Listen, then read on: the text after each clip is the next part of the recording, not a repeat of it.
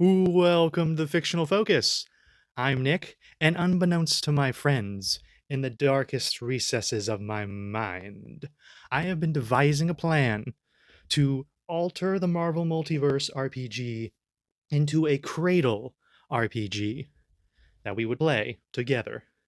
Because I figured out the problem with my game group is that we can't sustain a continuous, ongoing campaign. We can do long sessions. We did 12-hour sessions for the One Piece session campaign, but we haven't played it since. And who knows if we're able to go back to it.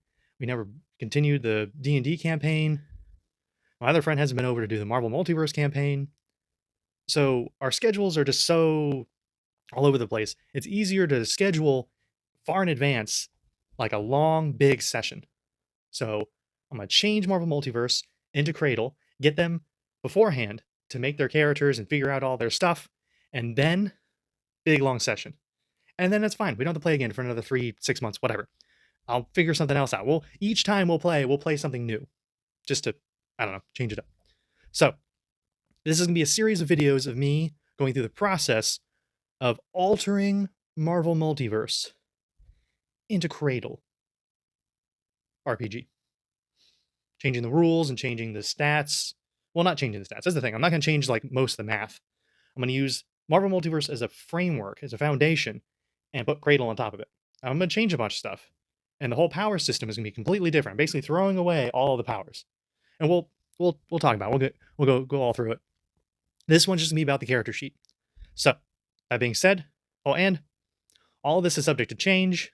I can change my mind about how anything works or how something's named or whatever, whenever, whatever. So with all that being said, we'll transition over to the computer. I didn't say this before, but I also feel like this might be a good reference or inspiration for your own homebrew if you want to change not just Marvel Multiverse, but any game.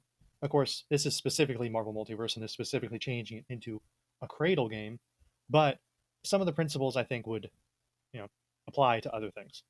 So anyway, get started. We have our character sheet. This is the character sheet I made in a previous video.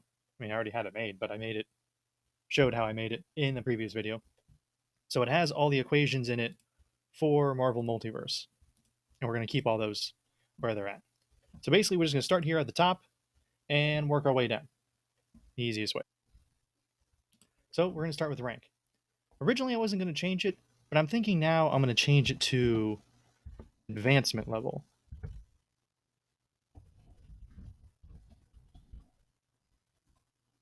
Because rank is fine, but in Cradle series, the different stages of advancement or advancement level. So it goes level, which is a common RPG game term, but also advancement, which is a Cradle term. So, and it could always change later on. I could change it to stage of advancement or something. But I think advancement level is good, so we'll keep it at that for now. And another thing is in Marvel Multiverse they have 6 ranks, but in this they're going to have 11 advancement levels, because technically in Cradle there are 13 advancement levels, but Foundation I would consider like level 0, and then Sage and Herald are basically around the same level, so I would just kind of count them as one level. So put it down to 11. So there's 11 levels. Not changing. I'm not most likely not going to change any of the formulas, so it's just going to go higher and higher than what it would in Marvel. So health, keep health the same. Health is fine. Health's in all kinds of stuff. All right, so focus. We're going to change focus to. I was originally going to change it to core, because it's like that. Their core is where they have their energy, their Madra. But then I was thinking maybe I should just have it be Madra. So for now, I'm just going to do core / Madra, and I might change it to one or the other later on. Initiative. I'm going to leave initiative alone. Initiative's fine. Karma, we're going to change that to Soulfire. Not sure if that's one word or 2, actually. I'm going to put it as one word for now. And that's not something you get until you're an Underlord. So we'll leave it there for right now, because I don't want to move, whatever. But if the character sheet I give to a player, say that they're just starting, if they start at level one or level any level before Underlord, essentially, it won't have Soulfire on it. You don't get Soulfire until you're Underlord, and then that'll be like an extra new resource you get to add on to attacks to make them more powerful. All right, so now we can move on to the skills, which in Marvel they're 6 skills and they spell out Marvel. So we're going to change some of those, or I'm going to change all of them. If anything, just so it doesn't spell out Marvel. Because when I did the One Piece one, I didn't change the skills. My one friend's like, "Oh, it still seems too Marvel." I'm like, so fine. We're going to change melee to strength,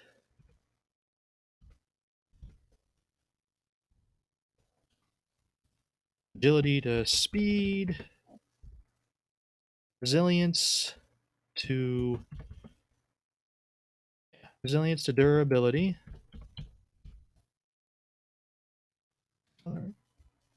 Yeah, okay. Vigilance to senses.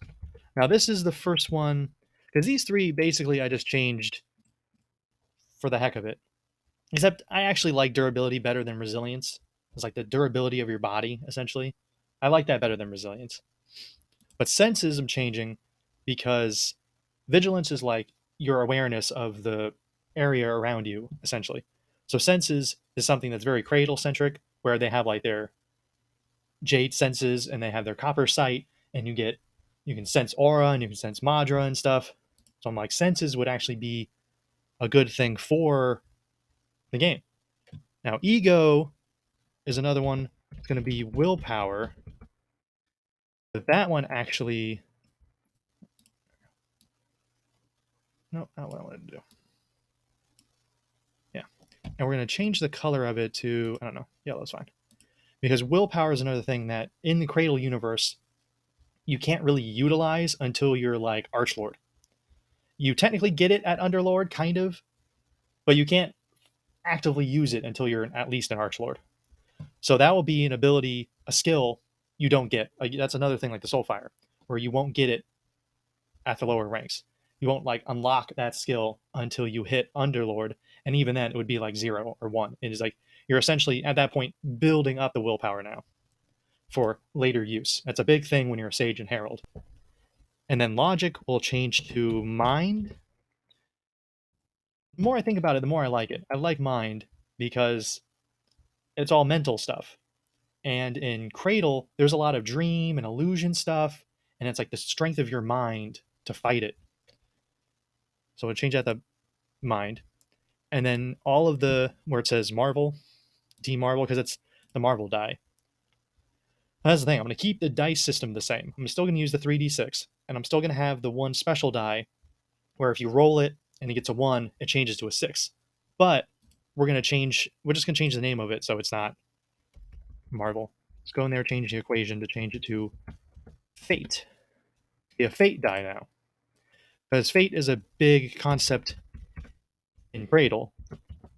That fate changes, or fate's on your side, or fate's going against you, sort of thing. I'm going to change all of them. So, to fate. So now it's a fate die. So if you get a 1 and it changes to a 6, it's like, oh, fate is on your side, or you know, it's a fate die.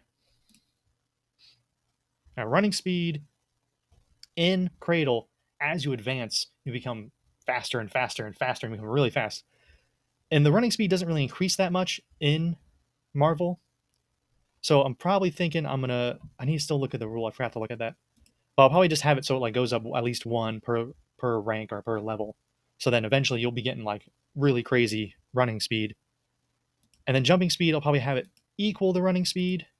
Because again, as you level up, you can jump like crazy high and stuff. And then climbing speed, probably, because I think you round down. I'll probably have it so you round up. And swimming speed. And then, of course, that'll also depend on your iron body or what kind of path you have, so on and so forth. And then flying speed will be something that basically everybody at the beginning won't, you only have it maybe if you're on a wind path. But once you're into like the Lord realm, then you can manipulate aura and stuff. So you can manipulate wind aura. So everyone can fly, basically. So once you get to the Lord realm, essentially everybody gets flight. It's just different degrees of flight. And then if you're on a wind path and then you're Lord, then you get extra flight speed. Damage reduction will leave, and that'll just depend on your iron body, on what kind of armor you have, maybe what kind of path you have. Origin will probably just be if you're a human or if you're a sacred beast. So I was thinking like having them able to play as a sacred beast, basically. You'd be an animal, and you're just like a powerful animal. That comes with its own challenges, and that'll be I'm making basically a flow chart of the character creation, and that'll be a whole nother video. And the profession will be I'll keep profession there because that's fine. It's just what do you do, or maybe I might just change the wording because profession is like specifically a job, I guess. I might change the wording of that. If you're a blacksmith or a soulsmith, or you're part of a sect, or you're part of a clan, or you were a baker. What were you before you were an adventurer, hero, sacred artist going out and actually fighting people? Or were you that the entire time? If you were that the entire time, then that would just be what you are. I'm a sect member. I've always been a sect member. Somebody else might be, oh, I was a baker, so you might get this extra stuff. But now I'm part of a sect, or now I'm part of this clan or something. So you'd get extra things. Size will leave but it'll probably only really change depending on if you're a sacred beast. Because like people are there's just only the one kind of people. There's just people. There's humans. There's not elves and dwarves and giants and stuff. So they'll just be like the medium size. But the sacred beasts, you can be all kinds of animals. You can be an elephant, you can be a lion, you can be a tiger, you can be a dragon, you can be all kinds of big or small things. So that will leave there, but it'll probably mainly only affect if you're a sacred beast. Lifting size, same thing. I'll leave in there. And it'll probably get really high because as you advance, you become stronger and stronger. And it probably won't be too much really involved with that realistically. Now, the powers is where we're really going to start changing things. It'd be path or techniques. I don't know. I'm just going to put path for now. And we can basically. That's not what I want to do. Yeah. We can basically get rid of all that. And we can just change that all back to the red. Though it's not going to be its own unique thing anymore. I want to have to change that for. I will have to change the equations for that because I have it so it adds extra to these for that. So basically, I just need to take that out of the equation. I can do that later. Because so this will be where you put your techniques. And essentially, each path will probably only have 4 techniques. Because there's a enforcer, striker, ruler, and forger techniques. So every path will most likely just have the 4 moves. You'll get 4 moves, and I was thinking each move as you level up, they'll have different like levels essentially, and you can get technique points you can put into them to level up that move, and then you might get more moves or might just power up the move, let you do extra things with it. And there'll be a whole nother video just on that. Now tags, we can just get rid of tags. We can get rid of tags altogether. We don't need that in there. And I don't really like tags to begin with, because tags is basically just what do you look like or how do people perceive you. And I'm like, why can't I just have a section that's like the description section that just, I mean, I understand they want to have examples of it and stuff from the Marvel Universe. But I'm like, I can't I just have a description section? I just write in what do I look like and how do people perceive me and stuff? I don't know. That will be really important for like later on in the game when you're trying to become a sage and stuff. How do people perceive you and everything? And for the Lord realm for your revelations and whatnot. Because that's a whole other thing. There'll be a whole video about the leveling process, because all the different levels trying to get to different levels will be all these different milestones, and that'll be a huge part of the game actually. It's just leveling up, just trying to figure out how you can level up.